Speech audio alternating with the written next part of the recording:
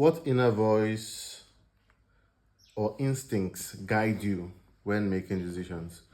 You see, many of us have shut out the inner voice. So the voice of God, so to speak, the voice that really is a voice of truth, because the hardest person to lie to is yourself. Once you conquer lying to yourself, you can lie to everyone else. Like, it's very simple. Once you believe your own lies, you can easily push it out. But you see, one thing is this, is that voice never stops telling you truth.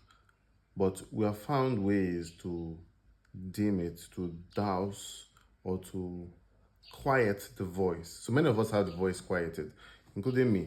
Sometimes you want to make a specific decision. Instead of you talking to the guy that will tell you the main truth about yourself, the most hurtful truth, the guy that is not trying to sugarcoat anything, which is your guy, which is, that inner voice, you will most likely want to ask a lot of people for answers to the questions.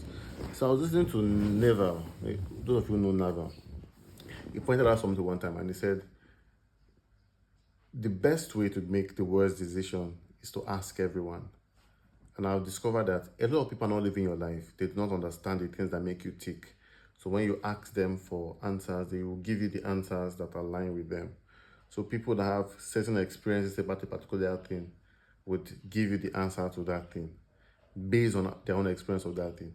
And that's why when you try to advise people maybe on relationship or marriage, and the first thing they ask you is, are you married? And I say, you see where you're missing it. You're going to use your particular marriage as the yardstick to judge a general, analysis or assessment of happenings in a particular space. But they may be right with the fact that they individually experience their spouse. So even if you can learn everything about marriage, when you go in, you have to streamline everything to fit with the specific person you're with, right? They are making a lot of sense there. But your specific situation does not come out now to counter, an idea. What you have allowed to fester on in your marriage is not the idea of what marriages are around the world. But that's just by the way. When you ask such a person for advice, you have to take it home and see if it's in tandem with that voice. The truth is that only that voice truly knows you. It knows you, when you're not in your best form. Only that voice can truly tell you anything.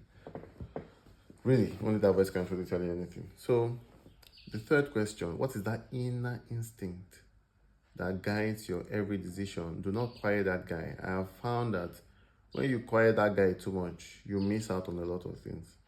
I have, and that is why I've included it as one of the 50 most important questions for spiritual alignment.